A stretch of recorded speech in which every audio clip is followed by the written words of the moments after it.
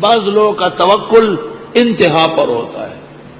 پنجپیر مولانا رحمت اللہ علیہ نے واقعہ سنایا کہ ہم مولانا عبید اللہ سندھی سے مکہ میں پڑھ رہے تھے، مولانا ان کے خاص شاگرد تھے، اور عبید اللہ دروس زار سے آیا تھا اور ہندوستان میں اس کے لیے سزائے موت مقرر تھی کیونکہ ریشمی رومال کا واقعہ گزرا تھا اور وہ مکہ میں پناہ گزین تھا۔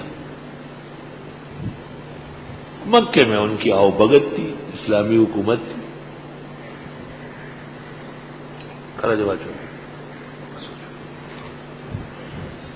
رمضان شریف کے دن تھے اور مغرب کے قریب مولانا کی خدمت میں ہر طرف سے بہترین کھانے آتے تھے۔ وہ جیسے ہی کھانے کو دیکھتے کہتے وہاں مؤذن ہے اس کو دے دو، وہاں ایک خادم ٹھہرا ہے اس کو دو۔ پھر مولانا نے کہا بالکل اذان کا وقت ہو گیا اور یہ شخص کوئی چیز چھوڑتا نہیں۔ کہا مجھے غصہ آ گیا۔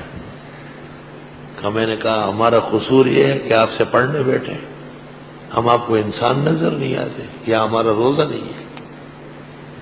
کہا اللہ تعالیٰ آپ کے لیے بھیج دے گا۔ کہ میں نے کہا اللہ تعالیٰ تو بھیج رہے، آپ چھوڑ نہیں رہے۔ اللہ تعالیٰ نے تو بہت بھیجا، آپ نہیں چھوڑ رہے۔ چپ رہو، آرام سے بیٹھے رہو، اللہ آپ کے لیے انتظام کرے گا۔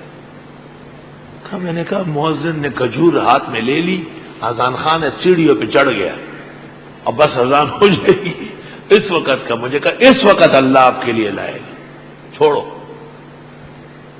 کہ ایک آدمی عین اس وقت جب مؤذن نے اللہ اکبر کرنا شروع کیا، اتنا بڑا ٹرے بہترین پلاؤ سے لدا ہوا، اوپر سبزیاں، اوپر فروٹ زبردست قسم کا، اور مولانا کی طرف بھاگتا ہوا آ رہا ہے، بھاگتا، حضرت معافی چاہتا ہوں اور یہ آپ کے لیے افطار ہے۔ کہ مولانا نے فرمایا یہ ایک پختون مولوی کے آگے رکھو، اس کا جہنم جو ہے بہت گرم ہے۔ اور کہا مولانا نے کہا میرے آنکھوں سے آنسو گرنے لگے کہ ہمارے استاذ کا اللہ پر توکل کتنا بڑا ہے اور کتنا زبردست پھل اللہ ان کو دے رہا ہے۔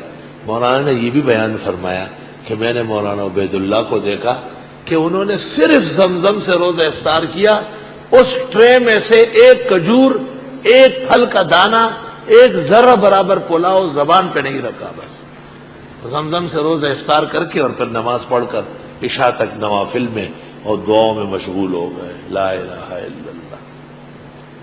بس کاملین کو اللہ ایسا تقویٰ بھی عطا فرماتے ہیں۔